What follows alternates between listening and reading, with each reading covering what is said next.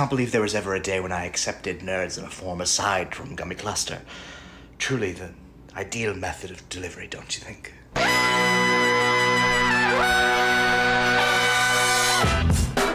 Good morning, sweet world, and welcome to the No Dunks podcast presented by Amazon Prime. It's Friday, May 16th, 2025. This is The Drop. I'm J.E. Skeets here in the Classic Factory. Next to me, it's the bearded one, my top shot hot boy, Trey Kirby. Ayo! Ayo! And over yonder, making the magic happen, super producer JD. Hello. There he is. Here we are. No task today. He's too busy being an awesome dad. Gotta do it. Gotta do it sometimes. Gotta do it. Hello to everybody on YouTube. Hit the like button and subscribe. Podcast listeners, 5-star ratings and reviews. On today's drop, we're going to take turns drafting the best landing spots for a potential Giannis trade. Slop season has arrived. Don't be a homer, my friend. Don't be too much of a homer here. Hey, I won't be. We got some fun questions in rapid fire. But first, you know what, JD? Give us the Zaza. Game 7, baby. Game 7. Game 7. Yes, Zaza Pachulia, Game 7, baby. That clip, believe it or not, from this decade. Unbelievable. Unbelievable. Very grainy. Don't we somewhere like deep in the No Dunks starters archives, don't we have like a Hawks banner that says nothing easy on it? Like in that old school font from about this era? I think you're right. We do.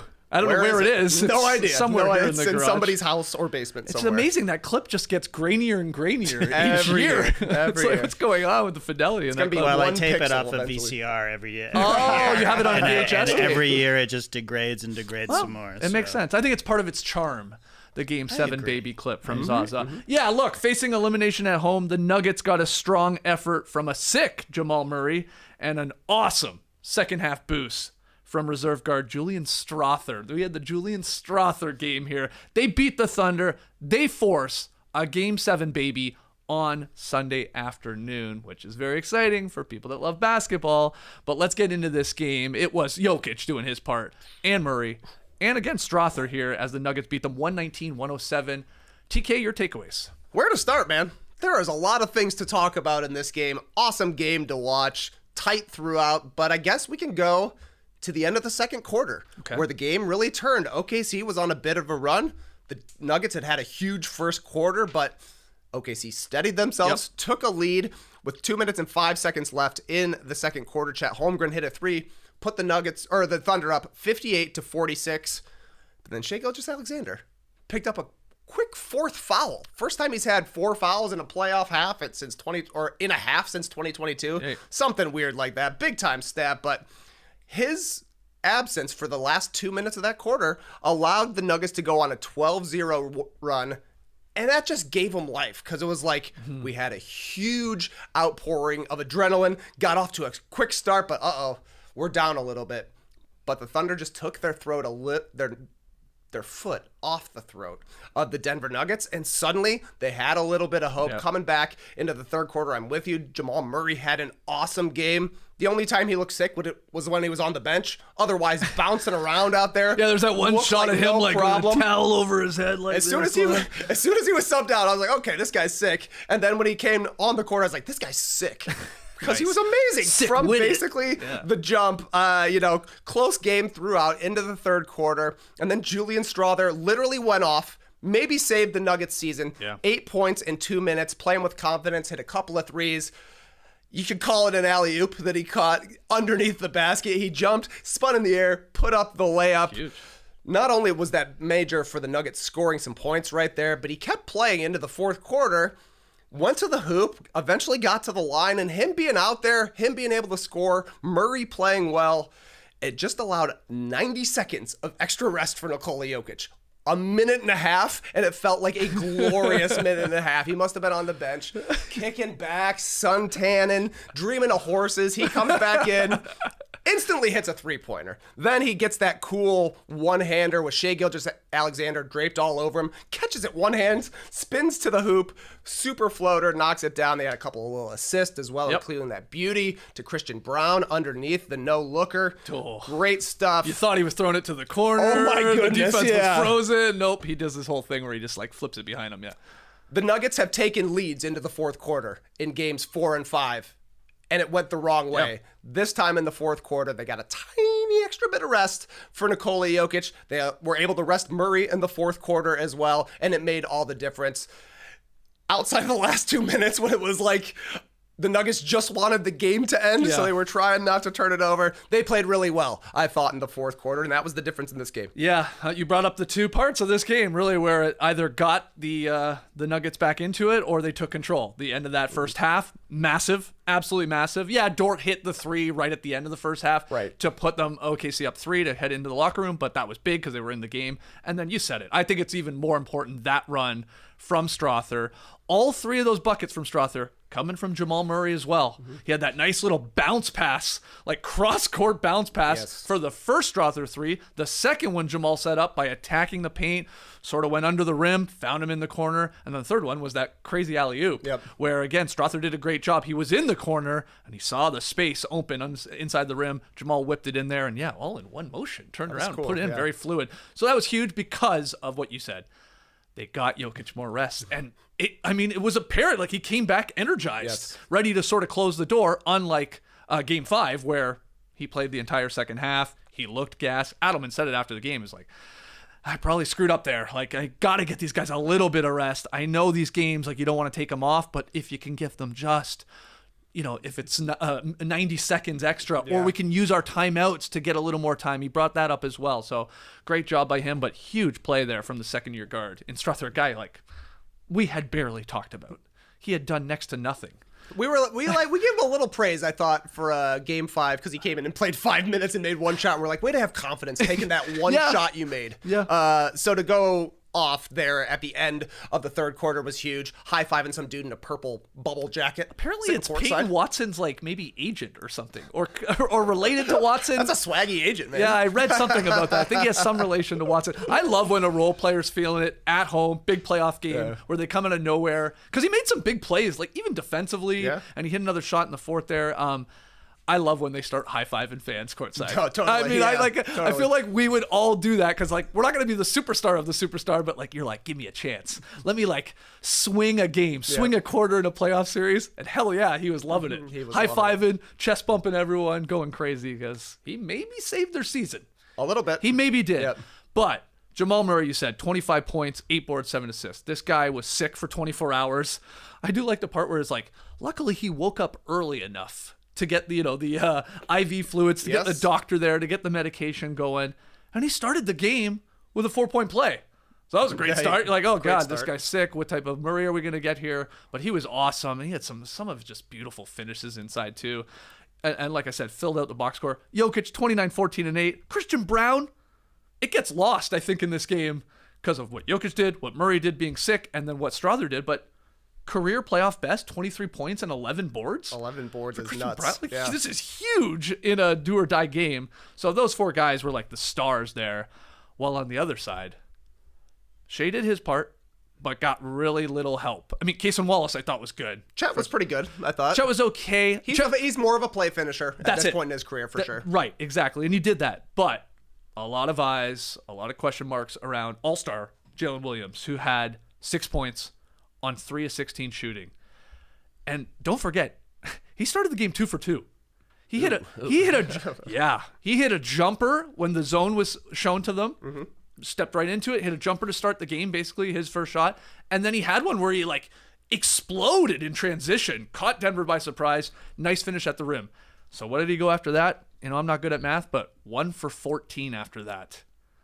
Bad game. You nailed it though, math-wise. I nailed it math-wise. Yeah, thank you. I thought you were your valedictorian, weren't you? It wasn't because of my math skills, because of my charming personality. But he can't afford another game like this if they're going to win in Game 7. I think that's fair to say. Like he's had 100%, one good game really in this series, and it was the one in the loss where he went for 30 plus. But otherwise, failing to crack 20 points 5 times out of 6 in this series, and he's shooting 33% overall, 21% from deep. Like, we're looking at games where he's 5 for 20, 5 for 14, 2 for 13, and then last night, 3 of 16. Like, these are Bible verses, Skeets.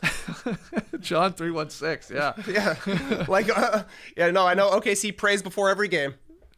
Right. I go to church. My dad was a pastor growing up. Philippians 2:13, Matthew 5:14, John 3:16. Wow. Beautiful verses in the Bible, but Not great. not what you want to see from your field goal second percentage. scorer. I Yeah. do love the playmaking. I feel like Jalen Williams is maybe their best guy against the zone because he's a good driver, a good passer as well. His defense was pretty good, but they're trying to beat Joker, and they're getting Bateman instead of Batman is unfortunately the thing here. He had that brutal missed dunk right at dunk or layup. I don't know what he was going for, and maybe that was the problem. He got caught. Yeah. He didn't really know what he was going for either, and that was a big-time momentum play because OKC was a little bit on the comeback trail. At least the game was still in the balance. And Watson blocked him just before that, I think, too, in a fast break right. And it was a similar sort of play. Like, he was Yeah. getting tracked down for sure, but they need his scoring. The defense was good. The playmaking was good, like I'm saying, but everybody said, who's going to be your second scorer? Like I said, Chet did a good job finishing plays. Yeah. That's his role for this team. They need Jalen Williams to be the other guy who can do anything with the ball in his hands. I think it's as simple as that. A lot of people are wondering if Game 7 is going to come down to Jamal Murray versus Jalen Williams.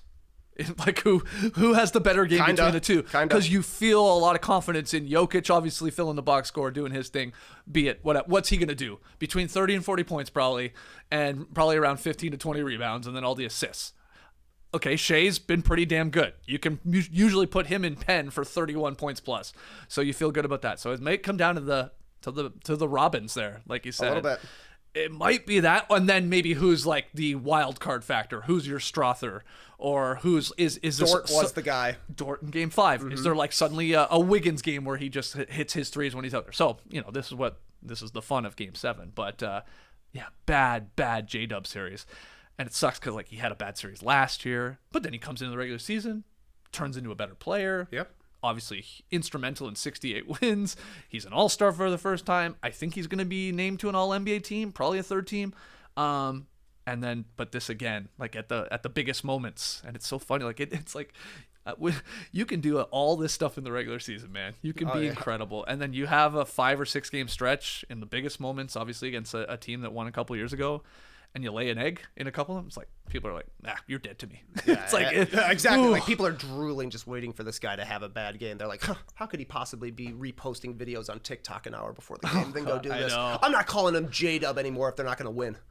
Yeah, Just I straight saw up Jalen Williams. a lot of people comparing him to James Harden. I saw, yeah, I know. Not great. No, and we're fans. I feel like we are. I like his big game in Jalen- general. so In general, do I like his game. So do I. I'd So like to see him score. this really hurts Yeah. because I know there are other people that are like, no, it's all a mirage with this guy. He's like, he's actually not, a second star or whatever. But we'll see what he can do in Game 7. I would expect him to bounce back. I would. At least he's shooting. They're at home. That's good. They're at home. He didn't have a great game the last time they were at home, but he was at home. And look, they always tell you role players play better at home. That was definitely true for Denver. We talked about Julian Strawther, but MPJ went 2 of 5 from 3. He didn't kill him. I didn't think like he did in the fourth quarter of Game 5. Christian Brown, like you mentioned, had his points, had his rebounds, also went 3 of 6 from 3. Peyton Watson, I think, is allergic to offense. It just ain't going to happen. But he was kind of everywhere defensively, was part of that run with Strawther and into the fourth quarter, where it was like the Nuggets were basically playing small ball. No DeAndre Jordan minutes, no Zeke Naji minutes. Aaron Gordon was the 5. And Peyton Watson was out there helping defensively as well. Westbrook had some scary moments for sure, but he also had a nice putback in the fourth quarter. And when Denver was kind of freaking out with the press from OKC, he went around Chet Holmgren and finished the layup at the lane, and I was like, oh, okay. Yeah. Okay, you did it, Russ. So if you are the Thunder going back home for Game 7, you got to be like, we're going to get a little bit of this home cooking as well. Wiggins hasn't had a good run, I don't think, so far. Isaiah Joe hasn't really either, but maybe they come untracked in Game 7. But I was so impressed by the others for Denver last night. And then just the desire to do the little things, I think, was big for the Nuggets. They had 11 offensive rebounds. They took 32 free throws, made 27 of them. They haven't shot a great percentage. I've missed quite a few. Yeah. They didn't really settle for three-pointers. Only 32 after taking 40 in Game 5. They made 12 of them, just one more than the Thunder, but that matters. Also, they shot 52% on twos. We know that Denver would rather shoot more twos than threes. So I think it was good that they played their style of basketball. It's a great point. Look, Denver also, they forced the issue last night. I thought they were consistently attacking OKC's defense, and they were putting some onus on the officials to make these calls because they were attacking. And you look at the box score, the Nuggets finished with twice as many free throws attempted there as the Thunder. So that's huge. And will that sort of like come back to normal in Game 7 when it's back on OKC's court? The shooting splits are wild for the Thunder in this series. Their true shooting percentage when they're at home in their 3 games, 61.4% true shooting percentage. When they were in Denver, the Mile High altitude there, 48.7 true shooting percentage. That's actually a drastic difference in, it's small sample size, I get that, but that's huge, and they just couldn't shoot there. They didn't shoot at all very well in Denver, so they're going to hope that those numbers that I just gave you for their home shooting, it's a little more what they get on Sunday afternoon. Are you pumped about a Sunday afternoon game? No, not at all. Yeah, you're one of these people you like prefer a night game. Well, my kids are starting swim team, and they've got their first meet at 4 o'clock on Sunday. Talk about being a good dad. You won't be there? No, I'll be there. Kidding, I think I'm missing the biggest game of the playoffs. So I'm just going to leave my phone at home. Yeah, you're going to try and avoid spoilers. What you're going to do? Or I'm going to watch. My kids will only be swimming a handful of Oh, yeah, races. swimming. Yeah, It's man. like a couple times. a lot of time off, yeah. Literally 8 minutes of the afternoon we'll be watching. So how long children. do you think you have to be at the pool? Like 4 hours easily. Yeah, are you doing a job? Yeah, I'm doing a job, of course. Oh, Yeah, okay. Good dad, what can I say? What's your job? I'm working the bullpen for the 10 and under girls. Oh, okay. Getting organized. Oh, okay. You're getting people. Get up here, Isla. You're swimming the IM. Okay, that's literally what you were doing. Like you have a sheet and you Yeah. like round up yeah. the kids. Exactly right, yeah. By far the worst job. Wrangling 10-year-olds. Yep. It's so bad. I mean, it sounds like an actual job. I will It say is. I did it. Timing is the best job. You just time. Ooh, it's stressful. Very stressful, but you got a backup timer. Yeah, that's true. Oh, there's a backup. It's very serious, Skeets. Jesus. This And this is- What other jobs? Is somebody a lifeguard or? There are lifeguards there. They're lifeguards. But you don't get to be one, I guess. Okay. I mean, there's bullpen people for everybody. There's somebody that works the grill. Laura is the hot chocolate coordinator. Hot chocolate. It's gonna be like 85 degrees. That pool's cold though. It's cold. It ain't heated. Yeah. And this is all for a mock meet. Literally a practice meet with just them. So no spoilers, please. Okay. Well, yeah. I'm sure nobody will send a text message or anything at all during Game 7. You gotta leave the phone at home. Might be an option. Looking ahead to that game, this is the first time in over 2 weeks that Denver will have more than 1 day of rest between games. They have played so Yes. many games here because, oh my God, it just feels like Jokic and Murray, I guess, they just play in Game 7s all the time. This is their 7th one. This will be their 7th Game 7 already. And I think there was a stat going around last night. This is their back-to-back Game 7s in this postseason. The last team to do that, first round, second round, that went all the distance to 7, the Denver Nuggets in 2020. Team before that, the Denver Nuggets in 2019. So they're just always, especially in the first couple rounds, it takes 7. It takes 7.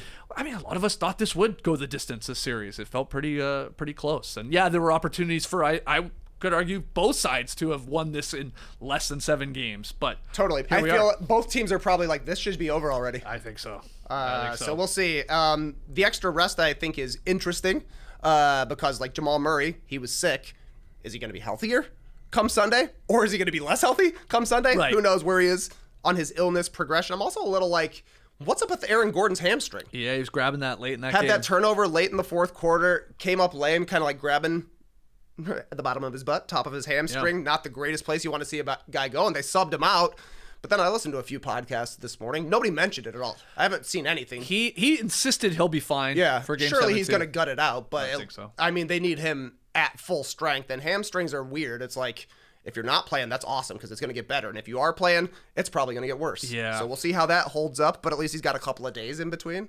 Yeah, again, gets till that Sunday afternoon at the very least. A lot of people pointing out, this winner-take-all Game 7 between 2 of the MVP frontrunners. Obviously, 3-time winner in Jokic, likely winner this season in SGA. Still hasn't been announced. Are they, the NBA, a little worried about that now? Like, they could lose Game 7 Yeah, what's on going Sunday, on? and then we're going to have to do the weird thing where we give it to him at a stupid press conference in a hotel room. Like, what is going on? Why haven't we just given it to him either in the first round or here in the second round? I don't understand. I mean, I assume Jokic was getting his during the playoffs, right? Like when they've happened. From what I can remember, yes. I think this is one of the later ones here in terms of the calendar to not at least hand it out yet. It must be an OKC call. I bet their media people are like, we don't want the distraction now or something like that. Because there's Maybe. no other reason why they wouldn't have announced this. Well, how about this? Again, I'm stealing this from X. hang the MVP trophy above the court like it's money in the bank or the belts in a ladder match tray. And whoever wins Game 7, not only do you advance to take on the Wolves, Jokic or SGA get the MVP trophy. I love it. Why not? I love it. Do you think they would agree to it? Like it's like a stipulation. It's like a wrestling contract. Jokic and SGA got to get them together. There's actually with like Adam Silver. I don't know if there's two other guys you would pick who would be less into it. Right? They're like Shai would be like not cool enough for me, and Jokic would be like, I don't do that. Yeah, I guess the flip side is they may be the most likely to do it because they don't seem to care all that much maybe about the MVP. They're like, yeah, sure, whoever wins the game. Okay. Because like they're all about team. Yeah. So yeah, let's put it on the line. Who do you think would actually win a ladder match between Shai Gilgeous-Alexander and Nikola Jokic? I don't know how you beat Jokic in a wrestling match. He's Tough to knock down. Yeah, he's like Gunther or something. I mean, like, or I don't even like. Did you put the belt on that guy? Really makes you think. I mean, SGA is obviously an athletic freak, but I think I'm taking Jokic in that battle. As for the game, though, I don't know. SGA said after the Game 6 loss, it's going to be very fun. The highest intensity basketball you ever play. But we'll just let the chips fall where they may. You know, he's never too flustered Pretty by any of level-headed. this. Yeah, he's just pretty he's almost excited. He's like, this is great. That's why we play this. But again, we're gonna see more Nuggets zone that they've done here over those last couple days, and they're just daring the Thunder to shoot and hit threes, and they are shooting 25% from deep in these last 2 losses. So that's who hits the threes because they're gonna get these looks. Who's hitting them threes? Who's hitting those threes? And I think there was that one game. I guess was it Game 5? I mean, Dort was the one that saved them, but we talked about. They saw the zone, and sometimes it's 2-3, sometimes it's 1-3-1 if you want to call it that. They're switching it up a little bit, but like they were getting their best looks when they like wouldn't settle quickly, the Thunder, and they would move the ball from side to side and then attack because the lanes are there. They're there. The lanes are there. Just you got to go seek it out a little bit and can't get happy with. Yeah, you're playing the zone, so you're going to be open right away, but maybe don't shoot that. Maybe get a better look. Maybe tire the defense a little bit. And, like, usually, this is why this zone that they're doing is funky, because it's like, most zones, you're like, you got Hartenstein, put him at the nail and, like, let him go to work. He's really good with the floater, and he's a pretty good passer, but Jokic is so far up in their zone that it's like they take that away. So, can't wait to see the chess match here. Hartenstein was feasting last night against the zone. He got so many dunks on the baseline. Yeah. And Caruso's actually a pretty solid zone breaker. So I wonder if it'll be like, if Dort's not hitting shots, we're going Caruso early. I was going to ask you any changes here from Daigneault.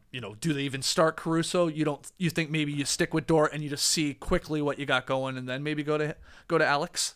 Never call him Alex. I just realized. Alex and Lou.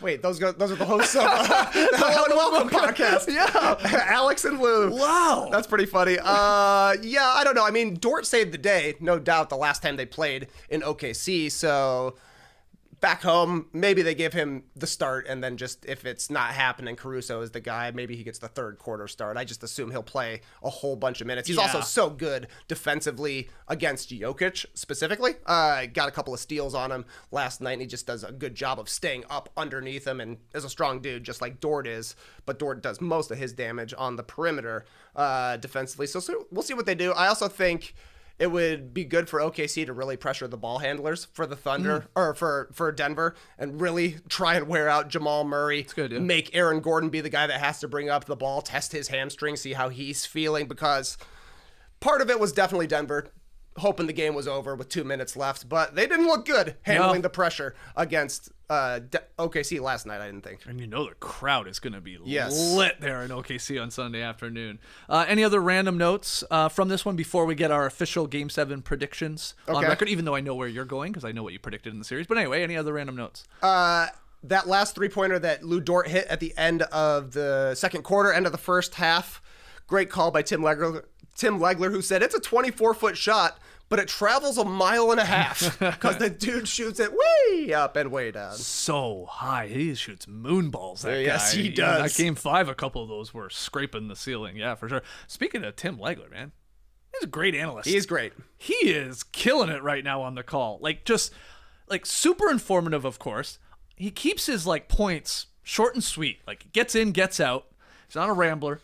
And I think most importantly, you can tell that the guy just loves watching this high-level basketball. And, yeah, believe it or not, that comes through our screens, that joy and loving it, where maybe some other analysts fall a little flat in that, I think.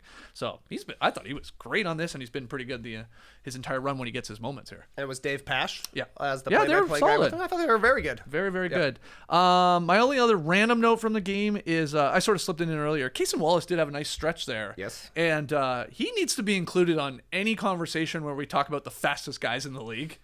Okay. That guy's fast as hell. He is. Holy crap. Like, I'm still probably taking Ahman Thompson against anybody. And then maybe his twin brother is also in the mix. De'Aaron Fox, very fast. There's other fast guys. Casey Wallace, he's quick. Maybe he's just more quick than fast. Cause holy He is crap. quick. He scored a couple fast breaks like blur. End to end, he's Yeah. really quick. That'd be Yeah. a great All-Star Weekend event. Just do the race. Just a race, They baseline to literally baseline race. do it in the AFL, the Australian Football League. Okay. Australian rules, Aussie rules. They do it. They do it during they do it during their Super Bowl.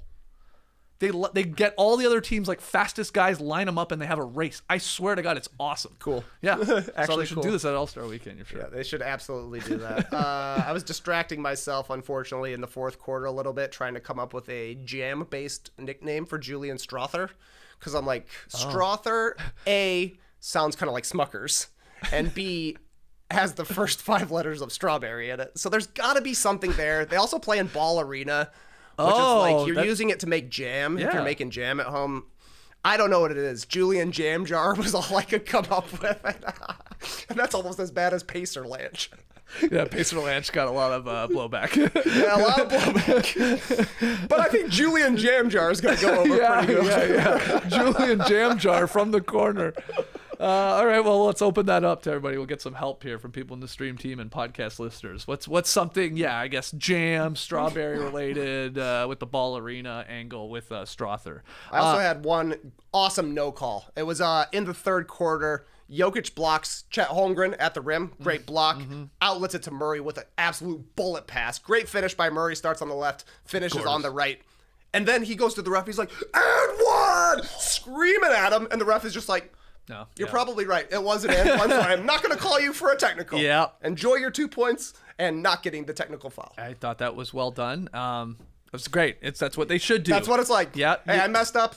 You can yell at me. Yeah, just he earned it. Oh, he was demonstrative. He was was. like pounding his feet. Well, come on, man, it's and one. That's a good call. They also had another quick review at one point. There was another quick one. These were fast reviews. So we can do it, is what we're learning over the last possible. couple of games. Like it happened in the Knicks Celtics game, if I remember correctly. The last one, there was like a quick review. It was like, okay, good, let's keep going here. All right, keep it up. Anything else? Anything else? The people are saying Strawberry Jam. Strawberry Jam forever. It's better than Julian Jam Jar. It is. It's not bad, I guess. Triple J, the new Triple J. Do you have a favorite jam flavor? Are you a strawberry? Raspberry. So am I. Yeah. That's Bon that's Man controversial. Raspberry. People don't like because it's got the little tiny little raspberry sort of seeds in it. That's why it's not as popular in my house, unfortunately. Oh, see? We Yeah. switched to wild blueberry. Oh, get out of here. Ugh. Raspberry @1 by a lot. By a lot. by a Okay, what's lot. 2? What's coming silver? Wildberry, maybe? Wild. If you're in the Bon Maman game. Oh, Or, sorry, Blackberry. Blackberry. I meant to say Blackberry. Oh, okay. Yeah, those are nice. Blackberry. I like Blackberry. Okay. Not a strawberry fan. I mean, I'll do it, but give me a raspberry. I'll do it. Just watch it. Okay, so let's get your prediction for Game 7. Who's winning? And you know, besides Jokic and SGA, give me like who's the hero? Who's for the Game 7. hero? Yeah, let's play that. All right. I think I originally picked Thunder in 7. I thought you picked Nuggets. But then when it got to Game 4, I swithed to Nuggets in 7. Oh, okay, yeah. So I'm officially a Nuggets in 7 guy. I'm sticking with Okay. Jokic. Okay. Playing his 7th Game 7. He's won 4 of them already. Right. 5 out of 2 is pretty, and 5 and 2 is a good record. Should they go that I far? think this is advancing. his first true road Game 7 because he had a couple bubble Game 7. Okay. I believe that's the case. So- And I don't know if he's like a deep cut, but I think Jamal Murray is going to have another Okay, good game. well, Yeah. we'll definitely He'll take win that. it for him. You know I love to hear that. Kitchener's finest. Okay, I'm going Thunder at home here. I think they'll bounce back, and they've just played way better in OKC. And I'm gonna take a Wiggins. This is gonna be the Wiggins game where he just like hits a couple threes, and that might be enough, and it'll be over a stretch. So Thunder in a close one on Sunday afternoon, but don't tell him. He's calling for Casey, get over here. We got the IM. Where's Casey? Casey, get that hot dog out of your mouth. we got laps to do. I gotta learn a lot of new names. They're gonna have them written all over their arms. That's what they write their names on their arms. So they write their name. Yeah, they write their names, and then they write like their lane assignments and their heats and all this kind of stuff. Yeah, big Sharpie day as well. Wow, that Sharpie doesn't come off in the pool? No, not really, but it does come off on the seats of your car, I've noticed. Because one of the things our girls team likes to do is everybody on their back writes "Eat my bubbles." And I saw the reverse of "Eat my bubbles" on the backseat of our car recently. That's pretty badass. Yeah, I know. I loved it. "Eat my bubbles" is pretty good. Yeah, swim team is awesome, man. I'm excited. Okay. I'm excited. All But, if the NBA decided to move the game back to 8, that'd be okay. You'd be happy with that. Yeah. All right. Well, let's move off of that game and let's talk a little bit about Giannis, because shortly after the Bucks were bounced in the first round for the third straight season, it was reported that Giannis is open-minded about playing elsewhere for the first time in his 12-year career. So reps from both sides, Giannis's camp and the Bucks camp, they're going to discuss their future, whether it's together or not, later this summer or in the coming weeks, I guess. But we all know nothing stops the slop from slopping. Nothing stops the slop. Put that on your back at a swim meet.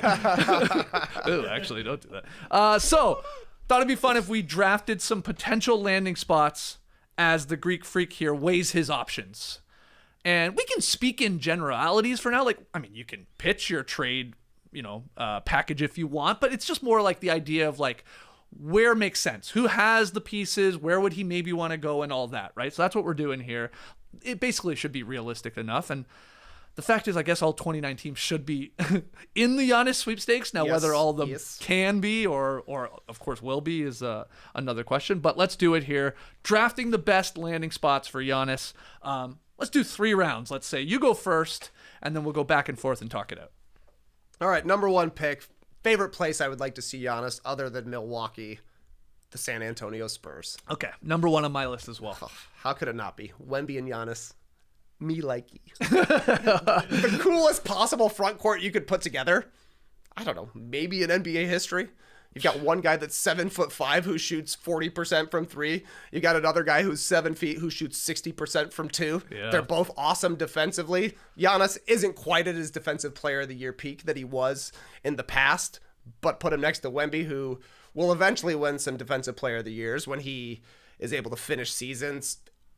Interesting fit offensively, but I mean, they would be impossible to score against. And then, of course, the Spurs have a ton of assets now that they could use to get this deal done. They've got number 2 and number 14 in this year's draft. They've got a whole bunch of young players. And for me, if the person's name isn't Victor Wembanyama, I would be fine trading him. And that even goes for De'Aaron Fox, no offense. And I guess that goes for Castle as well, 20 years old, yes. Rookie of the year. Vassell, see ya. Sohan, see ya. Keldon Johnson. Yeah, that's a guy. Right. Yep. Yeah. They got a lot of picks as well. They've got their own. Then they've got all their own picks. Then they've got Atlanta picks in 2026 and 2027. They've got a swap with Boston in 2028, a complicated one in 2030 with Minnesota and Dallas, and then they even have a Sacramento swap in 2031. So there are a lot of pieces that the Spurs could give that would help the Bucks instantly rebuild, right? Like they're getting other teams' drafts, and I think that's big because you would not want to bet on a Wemby Giannis team being bad. Like that's going to be a pick in the 20s eventually, you know? But maybe that Sacramento 2031 one looks really nice, and you're getting young dudes who would be helpful depending on who it is. Castle, Vassell, all those guys were named. Yeah, I mean, some young, talented guys for sure if you're in Milwaukee. I like this one. This one makes sense. I love the downhill pressure that Giannis would bring to pair with Wemby. Like it's like feels like just a super athletic version of like Duncan Robinson 2.0 in San Antonio when Duncan was the younger guy and Robinson was a little bit older, but both obviously elite defenders, great offensive players. So yeah, you do this, no brainer. I'm with you. I mean, even if it's like if your team is like left being Giannis, Wemby, Fox, and then you just go and try and get as much shooting as possible to fill out the roster, like you're sitting pretty, I think. So. Is Mamu still going to be there? Former teammate. Yeah, good point. I don't know. I heard they're close. They are? Yeah, so close. Oh. Yeah, they're really close guys. Okay. They're always talking on the phone together. Oh, on the phone. You know you're close when you're calling each other. FaceTime. Nice. Okay, so Spurs off the board. I like that one. Let me keep it going here. I'm sticking in Texas. I'm going Rockets. Oh, yeah. Yeah, I'm going Rockets. For what it's worth, the Rockets are favorites right now on BetMGM to land Giannis if he gets traded. Plus 475. It makes sense because the Rockets have the goods to make this happen. They control their own picks. They control future picks from the Suns, Mavericks, and Nets. So like you were saying, it's like, okay, we're going to give you a bunch of our draft capital and we'll add Giannis. And Milwaukee's like, okay, great. We're going to get a bunch of picks in like from the 20 to 30 range because you're probably going to be pretty good. But then you get all these other teams. I like that because now you're betting on a couple of these other teams for whatever reason having a bad season, falling off, stuff like that, pivoting into being bad, and those picks maybe are coming your way. So that's the same thinking. And then it would be, here's what probably happens, right, in a Giannis to Houston trade. Talking about phone calls. I assume it goes something like, yeah, we'll trade you Giannis for all these picks and all these blah, blah, blah from all these other teams you got, but we want Amen Thompson. And then Houston, I think, goes, we can't give you Amen Thompson because this guy looks legit and like a star. So what about Jalen Green? And I think Milwaukee goes, we don't want Jalen Green. We're not as into that. And maybe they agree on an Alperen Şengün. Sure. They meet in the middle, right? Which is, he's a great player. And that's, I think it would be a decent, obviously, get for Milwaukee, again, if they're trading us.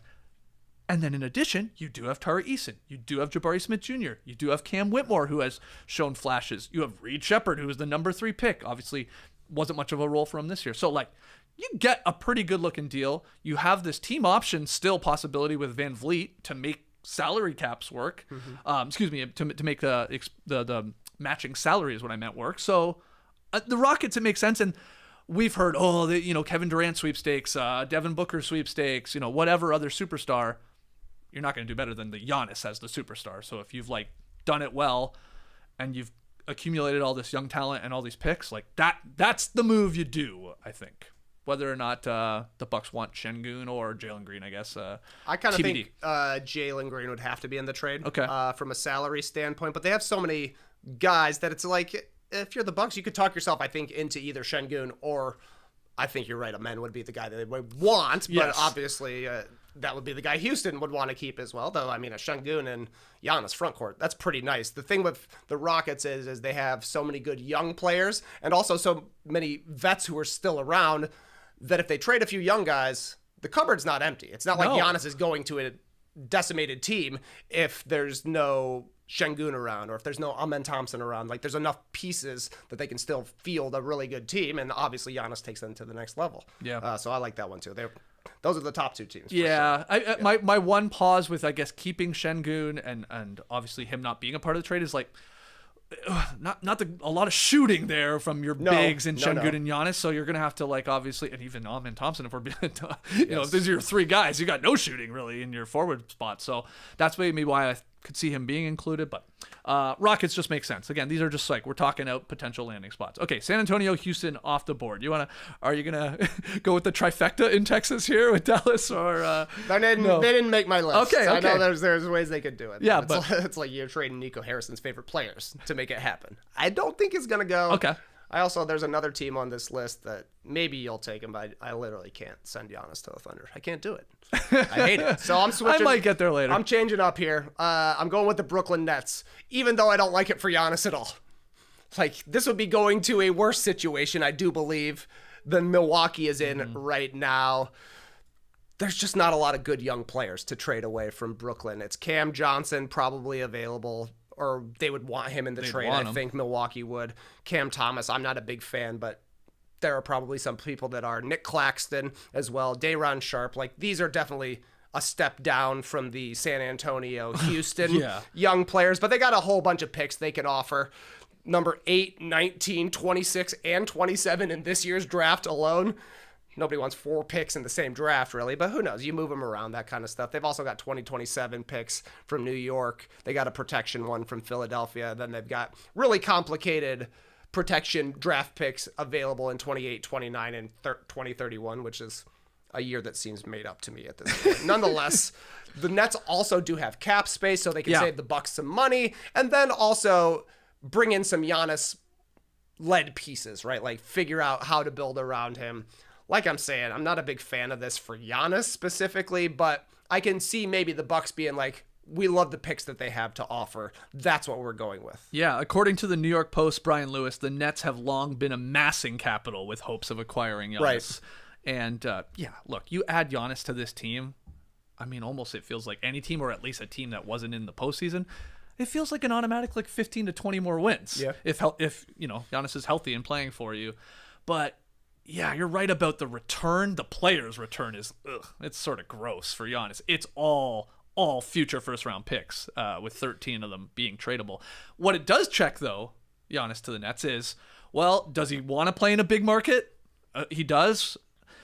I'm sure he maybe would want to play for the Knicks, but they don't have any picks. They don't have any, they have no youth. Mm-hmm. So that's going to be obviously some more established players going for him if that were to happen. So maybe it's out of the running. And then when you look at LA, you look at New York and LA, right? And then it's what are the Lakers actually going to trade for him? I mean, Austin Reeves and Rui Hachimura and, Yeah, it's basically the Mark Dalton Williams package plus a couple of guys. Yeah, I think you would need a third team to dance to make that happen. So again, you're looking at the big markets, and you start sort of eliminating some of these teams quickly, and you get down to the Brooklyn Nets, who could, in theory, do it. But it also keeps him in the East. Yes. And we're hearing reports that he wants to stay in the Eastern Conference.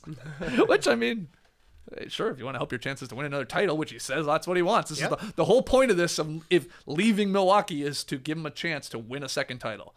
He will not be able to sleep at night if he retires with only one title. So you do stay in the East. That's wise. Yeah. That's wise. So, okay, Brooklyn Nets. I had them on my list, too. Yeah. But I'm going to go with a weird team for my next one. Let's go. What about the Detroit Pistons? They made the bottom of my list. They absolutely did. Yep. Now, I do not think Milwaukee would want to trade with, a divisional foe. It's a little strange. Yes. And it's going to Detroit from Milwaukee, so this is not your big city New Yorks. They're obviously big city LAs, and that's maybe a part of the Giannis equation. But the Pistons have all their first-round picks in the next 7 seasons, and so they're allowed to trade 4, and then they could swap in the other ones. A lot of draft capital there. Again, though, you're well, Giannis is on your team, so how great are those picks going to be? I get that. But they have talented players in Jalen Duren, Jaden Ivey, Ron Holland, you might believe could blossom obviously into a player still, a contract, and a guy that sort of redeemed himself a little bit this year, Tobias Harris, and then picks. It's not the sexiest thing, but I like the idea of Giannis teaming up with Cade as your 1-2. I mean, man, that is fun right there. And maybe, obviously growing off of this season. So I think it's far-fetched. I think it's very far-fetched, but I just wanted to include the Pistons. Yeah, I had the Pistons as my, how many teams is this? They're maybe my 9th team on the list. Geez. But they definitely made my list because, like you're saying, they've got stuff they can move that makes sense. It'd be cool to see, but I have them ranked very low for the same reason I have the Cavs ranked very low. I don't think the Bucks want to see Giannis 4 times a year for the rest of his career. No. That would be bad. It would be bad. That's why, and a lot of teams in the West do have more talent, and he doesn't. It hurts his chances to win a title because he's going out west. I'm sorry if you're Milwaukee, you're okay, well, we want a better return, man. So we're sending you out west. Yep. But okay, I'll take the Pistons. 4th, I guess overall. Let's do one more round. Who's your final team here in the landing Giannis sweepstakes? Do you think the Bucks are crazy about Matas Buzelis and Kobe White? Who's the homer now? JK. You gotta be. I did go into the trade machine to make sure they could make it happen, but literally the only way Giannis ends up on the Bulls is if he's I'm going to the Bulls and that's it. Yeah. And that would be a bad trade for Milwaukee, so don't do it. But my official pick for my last one, I think it's more Bucks-centric, actually, than Giannis-centric. The New Orleans Pelicans. Zion, the number 7 pick in this year's draft, and Milwaukee gets their picks back in 26 and 27. Now that's a big part of it. Exactly. You're taking a swing on Zion. Hey, maybe it'll be healthy. Maybe the cheese curds would be a bad mix. I don't know. But guess what? You've got the protection of we can actually tank and our team can be bad. If Zion plays 20 games, misses the last 60 of the season, who cares if you lose? Because now you've got your pick back and you can draft somebody at the top of the draft. I love that thinking of getting your picks back. That's a big part of this. You see a lot of these teams without their picks are going, holy crap. Now that they're at a spot where oh, we're not good. Yes. Damn, what are we going to do now? We have no picks. We can't get better through the draft. Go for the play-in. And man, can you get your own back? And we've talked about the Suns with that and stuff. But okay, yeah, I'm just thinking Giannis on the Pelicans. It's weird. Yeah, it's weird. It's tough to picture. Do you like the Giannis Yves Messi pairing? I mean, maybe Giannis on the Pelicans saves the Pelicans True. basketball in New Orleans. Yeah, that's why I say Gives this them is more like some buzz. Bucks centric. It's like DeJounte Murray coming off an injury. Yeah. Giannis. I guess CJ McCollum would probably still be around. Yeah. If that's the case. They obviously have defenders in Herb Jones. Trey Murphy's a good outside scorer. They Right. would have You don't some think one length. of those guys are included in this sort of deal? That's where I was coming to. Yeah, maybe Like, so. 'cause then You'd you start probably going one of either Herb or Trey I think so. alongside Zion. Yeah. It's something. It's Exactly. something. Yeah, it's a weird mix. It's a weird cosmic gumbo down there in New Orleans if he were to be the guy. But I do like it for the Bucks because like they're probably not going to get a better current player than Zion at his peak, and they still got like the protection of okay, if things go poorly, at least we're not screwed when they go poorly. Yeah. I have seen a lot of like hypothetical Pelicans Bucks trades with Giannis and a third team involved, which I, in rerouting maybe some of these things, which I could see as well. So I like that. All right, my final team. I'll do it. I mean, I should just wait to see what happens in Game 7 on Sunday, but I've been saying it for a while that I think the Thunder will be players in this if they flame out here. We know they have the picks. They got 1 million picks. Yeah. They can do that part of it. Why wouldn't you want to why wouldn't you want to try and pair Giannis with SGA? Two guys basically like in their primes. Yes. You just surround them with elite role players, which they still would have left over because they do have a deep team. Super smart front office. That's just a power move. I know it's not a Presti type of move, but we just always keep saying like, when are you going to cash in all this stuff? And like, you literally wouldn't be able to cash it in for anything better than Giannis still in his prime, with a chip on his shoulder to get a second title to try and take your team led by SGA to the next level. So they could put a lot of stuff together. Now, I think the Bucks would go, yeah, okay, Chet Holmgren or J-Dub. And I think the Thunder, if they lose here, this is like obviously if they don't get to the conference finals, they don't get to the finals, they don't win the whole thing. This is a big part of it. They would have to consider doing it. And I would do it in a heartbeat. Either of those guys like that if they don't win the title this year. Yeah. Can't disagree. You could get there other ways. Like if you could somehow keep all of that, wow. But like Hartenstein, Case and Wallace. Remember their last draft pick who's never played in the NBA? Yeah. Nikola Topic. What do you go, 10th? Yeah. Supposed to be a top 5 guy. But They obviously just kept him overseas. He was injured. Wiggins, other stuff like this. Multiple first rounders. So you could get there other ways, but I think it starts with a Holmgren or a J-Dub. And again, I would do either one of them for Giannis. So... yeah, and that's a pretty good player for the Bucks to get. Like that's an all-NBA All-Star player. Young, they're both still on their rookie contracts, though they're going to be having to be paid pretty soon. Yeah. But I don't think I would do it if the centerpiece is Isaiah Hartenstein and Nikola Topic. No, probably not. We got Nikola back. Jokic? Jokic? No. Jokic? No, not even him. Topic. Yep, Topic. So yeah, I'll go Thunder, but again, I gotta just dig my heels in on this because I have been saying it for a long time, and you're starting to see it more and more. And I think maybe that's because the Thunder are on the ropes here and could lose Game 7 on Sunday. Do you have any other wild cards you wanted to share here for the people? Closest I could get to a realistic homer pick is the Hawks. Jalen Johnson, Zach Risache, Dyson Daniels, all good young players. They've got the number 13 and 22 pick in this year's draft. They got some bad swaps. They owe picks on the outside, but starting in like 2029, 2030, they can offer their own picks as well. Cupboard would be kind of bare here in Atlanta, but I like Trey and Giannis playing together. I know, it's sort of just like, it's a version of Dame and Giannis, I guess, playing together. Yes, and you're right, there's not a lot left over, but I mean, obviously, just the what it brings, like adding Giannis to a team like the Atlanta Hawks, who, that's an injection, obviously, into your franchise and merchandise and ticket sales and all that. So you sort of get it from the business side of things. But yeah, that's a decent little package. Jalen Johnson, not bad, exactly. and Dyson Daniels, not bad. Okay, that's great. All right, drafting teams, hypothetical teams where Giannis going to land. He'll probably just stay with Milwaukee. Yeah, that was all for naught. But we had fun. Let's hear your favorite landing spot for Giannis in the stream team and in the comments. Okay, before we go here on a Friday, let's have some rapid fire fun. It is the drop after all. I'll ask the questions to the guys here. I'll answer along with you. First one of the biggest stories of the Sixers season was when Paul George shut down his podcast to focus on winning a championship. That was on February 26th. The Sixers were 20-38 on that date. Well, guess what? Podcast Pete is back. Oh. What else would you guys love to see make a triumphant return? Trey. Crunk music. Hey, everything like works on a 20-year cycle, and we're about 20 years after the peak of crunk music, and there are just still some bangers out there. You hear Get Low at a wedding, you're slapping the floor. Oh, yeah. Absolutely. I think one of the crunk music generation's greatest achievements is Yeah by Usher and Lil Jon and Ludacris. Maybe our finest contribution to the wedding reception dance floor since then. you hear it all I the saw time. Lil Jon and Twista, not necessarily a crunk guy, Yeah. but they just did a remake of Peanut Butter Jelly Time. Really? Yeah. Did it need a remake? I don't know. But Lil Jon sounds... sorry, I called him Little John. I used both T's. Lil Jon, excuse me, sounds great on it. Oh. Great voice. We just moved on too quick Okay. from the crunk era. All right, bring it back. Yeah. I didn't know it went anywhere, to be honest. You thought crunk was always here. Wow. It's never went anywhere in this house. This is a Yeah, pro, exactly. This is a pro crunk house. This is pro crunk house, 100%. Put that on a bumper sticker. You hear the crunk hits and you're like, yeah, this is great. of I'd love to course. fight somebody in the club to this. Yeah. Okay. JD, what do you want to see return? Yesterday afternoon, I finished The Last of Us Part 2 again. It's a video game. Oh, you finished the finished video game. game. Yeah. God damn. Rips your heart out, this game.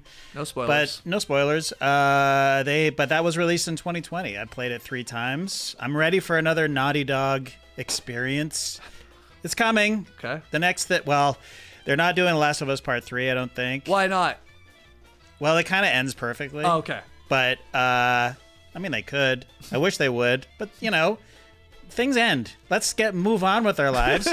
But I would like them Things to produce. don't end. We've been doing this for 20 years. That's true. That's true. But they've got a new game coming out. It's called Intergalactic: The Heretic Prophet. But when is it coming out? I don't know. These guys are the best at making video games. Uncharted, one of my favorite series of all time. Okay, they've made all these games. They made this all company. these games. So this new one, when is it coming out? I don't know. But I want it to come out. So Naughty Dog, let's go. Okay. I mean, it takes so long to make video games. Naughty And I'm Dog getting is old. the name of the production company? Naughty Dog, yeah, that's the studio that makes Will it come out before GTA 6? it. I don't think so, although that's been pushed back a year, I think. Oh yeah, that's Often pushed everybody's- back. yeah. We've been waiting on that forever. Yeah. Big worlds to build. Yeah. I mean, the trailer, if it was real, looks pretty good. The GTA 6 Yeah, one. oh, Yeah, yeah. I saw the trailer. It doesn't look... it looks very real. Like, in that it doesn't look real. Like, Doesn't it look like looks a game. so realistic, you think Oh yeah. it's crazy. That's all these games now. We were at the I guess it was at Inman Park Festival, right? They had the parade, and there was Yeah. I think it was an Atlanta United booth. They had something set up, and they had a big screen, Yeah. and it was FIFA. FIFA being played, and Yeah. I knew it, but I even knew it, and I'm holy crap, because I haven't played these games in a long time. Like, oh my god, this looks so real. It's insane. And there were 2 older guys than me, Yeah. and they're like they saw it, and they're like, oh, what the game? They were like, the game's on? There's a game on right now? And I literally had to be the guy that go, that's a video game. And they were like, what? And I was like, I know, man. Look at it. It's crazy, eh? It's crazy. It looks real. So Yeah. real. okay. My answer for this, things I would love to see make a return. NBA answer, competitive all-star game. Let's get there. One of these days, we'll have a close one. But I'd like to bring back Elf. Yeah, your fascination with this show is... Well, I just can't. Elf. Yeah, I Elf. thought you said elf. I was like, what? No, not Elf. no. Yeah, it's sort Yes, of tough to Alf, say. yes. Alf. Alf. Well, it's a fascination, yes, but like, be honest. We have brought back every other goddamn show ever made. How has Elf not come back? It just seems That's a great weird to point. me. It's the cat eating. It's the cat Wouldn't fly in today's well, political he never. climate. I don't think he Yeah. ever actually ate one. He was always wanting to eat one, but How about a dark reboot on HBO Max, which also just came back? yeah, yeah. You actually see him eat the cats. Oh yeah, damn. Oh, that's dark. Dark Elf. Dark Elf. That's a good name. What? So what did he eat? He ate food. What do you He mean? just ate Yeah, regular yeah, food. he's always but he in the had a kitchen. penchant But he was for always trying to cats. catch the cat, Yeah, eat yeah. the cat. I think they fair maybe enough. on Melmac ate cats, if I remember correctly. Yeah. That's his planet. No. 3 or You 4 know a seasons lot of about Elf. Oh yeah, I love Elf. Did you ever watch Permanent Midnight? No. It's a show. It's a movie about one of the writers on Elf, but they changed the the Alf part of it to a different show with a puppet and stuff. But it's pretty good. Okay. Interesting. Yeah, a lot of cocaine. A lot of cocaine consumed in the making of Alf. Awesome. All right, next one here. Cavs owner Dan Gilbert loved the Cavalanche slogan so much that he paid more than $500,000 to install fake snow machines in the arena's ceiling that would blast confetti throughout the arena's bowl when the Cavs went on a huge run. The Cavalanche machine went off exactly once this postseason. Did we hear a single thing about this? I didn't know about it until this story. I know. Yeah, same. So I was like, what? It went off? Like, how did we not know about it? Anyway, the question off of this is, what's something you've spent way too much money on? Trey. My 2012 Toyota Highlander. Oh, no. I hate this car. Oh, you do. Oh my goodness. We bought it at the height of like the used car boom, you know, it just the timing of it was Yep. poor, so surely we paid a premium at that point, thinking it's okay, it's a Toyota, it'll last forever. They don't have to ever repair it. Actually the opposite. Actually the opposite. So if anybody wants to buy a 2012 Toyota Highlander, I will cut you a deal. Yeah, you've had a lot of complications with this. Too many. Yeah. Too many. Things overheating, things cracking, things needing to be fixed. It says "Eat my bubbles" on the back. Pro Crunk House on the bumper sticker. Yeah. Okay, the Highlander. What do you got, JD? Yeah, it's probably in my gym membership. It's a nice gym, though. I'll say we saw your gym, and I see now why you guys pay so much money. Yeah, That's not a gym. That's a fucking resort. it is very, very nice. I couldn't believe it. Yeah. Well, what do you mean? You know, I guess I mean, the last gym, or the only gym I've been to in the last, like, since moving to Atlanta is, like, the YMCA. Yeah, And, same. Like, the YMCA is great. I'm pro YMCA. Hey, Love me it. too. I But, wow. was a member of at the YMCA for many, many years, but then I got into this stupid pickleball thing, Yeah. and it got me. The pickleball got me, and I was like, I was on a waiting list for a year. I was just like, I'll just put myself on a waiting list. They said it was going to open. I put myself on. Lasted a year. Rachel is never going to go for this. It's way too expensive. But I'm like, we'll try it for a month. She's in more than I am. Yeah. And that's the problem. Like, all I do is play pickleball. Like, if I used it like an actual gym, like used all the facility. I haven't been in the pool. I'm a swimmer guy. Oh, wow. I just haven't. No bubbles eaten. No bubbles eaten here. Yeah. So I just have to use it more, but it's very nice. I mean, I go there a lot. I'm just playing pickleball is. the whole time. So nice. It's very, very nice. And It's I nice. feel like we probably only saw like a quarter of it. Yeah, you'd be, yeah. I didn't even see like Yeah. 3/4 of it. And but- there's a bar opening up this week. So, in the gym. There'll be a bar There's where you a can bar. drink alcohol. Yes, in the gym. It's incredible. Yeah. It's incredible. Yeah, it's a Yeah. cold plunge. That's something I could add. The smoothie I bought after we played pickleball. Oh, no, I should have advised you against that. What, was it expensive? For a smoothie. Yeah. How much bet. do you think a smoothie should cost? I don't eat smoothies, but I'm gonna say $9. Yeah, for half of it. Wow. Okay. It was a $20 smoothie basically. I think it's 15 Oh, okay. after tax and tip. Was it good? It was fine. Okay. Yeah. I was happy to have it. Honestly, I love the experience. I didn't regret it a single Oh bit. wow. Yeah, I took a little dip in your cold plunge. Yeah, yeah. Oh, nice. Only up to the newts. I couldn't go for my nipples getting in there. Really? Yeah, I was, Cool. but I did feel weird just standing there looking at the wall. Oh, a Like, lot of- literally just staring at the clock. Okay, 60 seconds. See you later.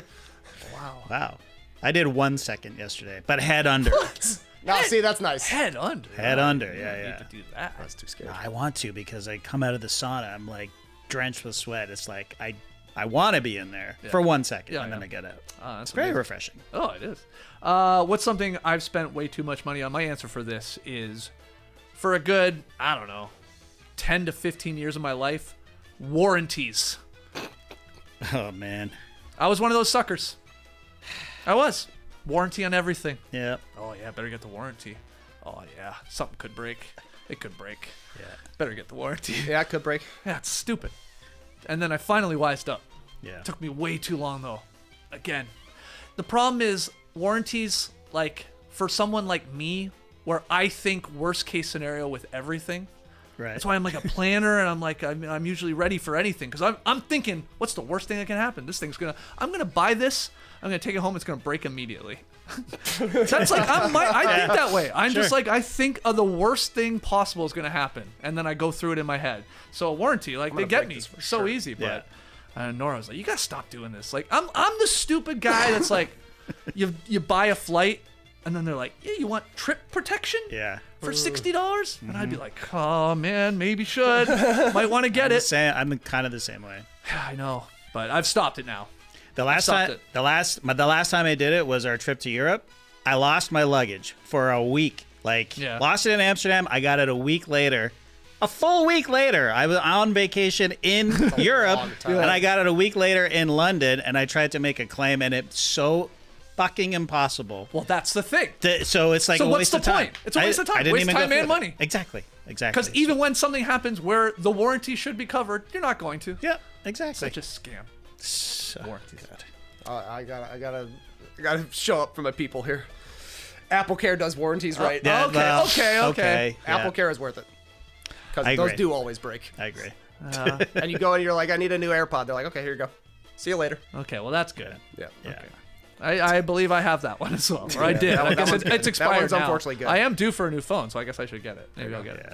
All right, final one here. Cooper Flagg was just as shocked as the rest of the country to learn that the Dallas Mavericks won the NBA draft lottery on Monday. Quote, "I was surprised, like a lot of people," Flagg told reporters. "It was kind of a crazy draft lottery." Indeed it was, Cooper.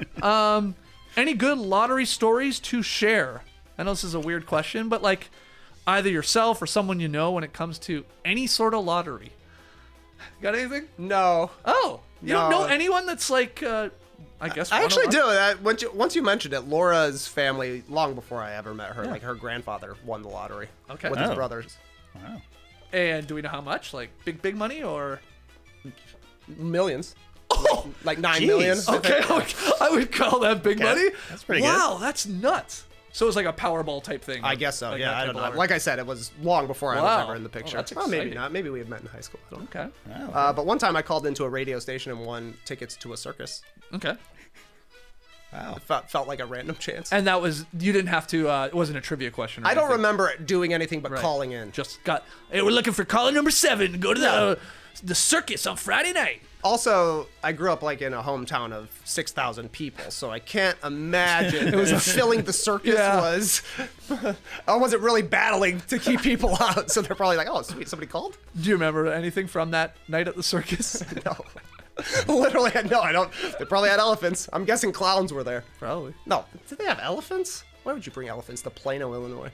I mean, what else is there at the circus? I mean, Yeah. if you're under the big Lion tent, King. I would have You thought got to. I would have thought there would be an elephant. Not that I don't think they should be, but back in the day, especially. You would expect to see elephants. Yeah. Stand on a ball. Yeah. Bow. Weird things like that. Somebody ride it maybe a little bit. Yep. Anyway. Yeah. JD, what's you got any good lottery stories? I mean, I once got through on a radio station. It was a Trivial Pursuit thing. Okay. Fucked it up in the first question. It's like, what's the birthstone of January? Anyone? Garnet.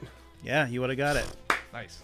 You're moving on. Yep. I got 2 tickets to the circus. 2 tickets to the circus. Yeah, I did win a T-shirt. But my lottery story is feel-good story. It's the Hope Scholarship here in Georgia. Yeah. Any student, high school student with a 3.0 or higher, Yeah. gets their tuition paid for in any state university. That includes Georgia Tech. That includes UGA. It's all paid for by the Georgia Lottery. 100% of the profits from the lottery go. Really? Yep. Go to didn't the know Hope that. Scholarship. So it's a great program. You know, we come down here, we Canadians, we're like, we got so many social things up there, which is true. Yeah. But, you know, a kid going to high school, anyone with a 3.0, not that hard to get, will get their tuition paid for. Now, the thing is, it makes, you know, if you want to go to UGA, that's the state school. Yeah. It makes it very competitive. Sure. Which, fine. Right. Kennesaw State University, a very good school. Yeah. You can go there. You can get a university education paid for. That's the point. That was amazing. Pretty good. By degenerates. By degenerates and grandmas. Yeah. Who buy lottery tickets. Great. Yeah. Love it. Learning things here. My story just quickly is I only know one person that's ever won any sort of lottery. It was a 50-50 raffle draw at a hockey game. Okay. But it was big money. Like, it was, it must have been a professional game. It's Nora's cousin. Oh. And I was like, I remember finding out at like a Christmas dinner once, and like, I then have a million questions. Yeah. Like, oh, let's go. So anyway, it's the only person I know that's won like big money at a hockey game. So what are we talking? Tens of thousands. Yeah. I think it was like, it was a huge one. It was like getting closer to like 6 figures. Damn. Yeah. Wow. Yeah. For a 50-50. I know. That's crazy. I a always feel massive very one. confident in those because they're like, yeah, you can buy one, get as many tickets as long as your arm is. Oh, yeah. I got long arms. We used to do those Never like won. junior B hockey games. They Sure. do 50-50 raffle draws, and yeah, exactly. $10 for an arm. Yeah, I definitely remember that. Just those like little print tickets like, that you would use to like get a hot dog at like field day at school. Yeah, It's the same thing. Hey, thanks for the garbage. Yeah. I'll throw this away. Don't worry about it. All right, share your lottery stories. Anybody in the stream team right now won the lottery? Let us know. Yeah, definitely let us know. You got to assume somebody right now watching live has. So let us know how you did and how much you got. And have you spent it all? Or what'd you do with it? Oh, that's always a fun one, right? Like, you hear the stories of like, oh, somebody won the $400 million Powerball. And it's like, how do you want it? Do you want just $200 million right now up front? Or do you want it, you're sort of like your entire $400 million, but like spaced out over time. And there's always those debates about What's your move? What are you gonna do? Well, they say your move is to just take the lump sum and invest it wisely, and you're gonna make more money off it. Yeah. But there's something pretty badass about just get like, imagine that just coming into your bank account every couple months or whatever. Every week. Oh, That'd be awesome. There was a like a viral story going around recently about a guy who won the lottery somewhere in Europe, and he won like, I don't know, 10 million euros or something like that. Quit his job, and he's like, I just spent it partying and went back to the same job. He's like, yeah, it was awesome. It was an awesome 10 years. Oh, he like did over. It took 10 years basically. Just spent it all just like raging. I just had a rage decade. Yep, and then went back to work. Wow. What did he do for a living? I don't know. Good for him. Hey, that's the way to do it. Have fun with it. Yeah. Yeah, you're right. Oh, yeah. Let me watch the interest go up. No, man. Go have fun with it. All right, we'll call it there. Rapid fire, not so rapid, but hopefully this drop was a classic. You tell us. We got a Game 7 baby on Sunday. We got a Game 6 tonight in Madison Square Garden. The Knicks trying to advance to the Eastern Conference Finals. The Celtics trying to give us another Game 7. Here's the plan. We might go live tonight following that game. If not, tomorrow morning on Saturday. So we're going to have a bonus podcast for you some point this weekend. Again, either later tonight or Saturday morning. So keep your eye out for that. Make sure you hit the notification button. Make sure you subscribe so you know when new No Dunks drops. Good stuff, guys. We'll see you either later tonight or tomorrow, and then eventually on Monday. Till then, Clipper Bros. You heard it here first. Have a great time. Turn up. Love you guys. Awesome. Thanks for joining us. And Skeets, we asked the people who they think is going to win Game 7 on Sunday. 59% voted for Thunder. Nuggets. Damn. We shall see. Brace the day, people.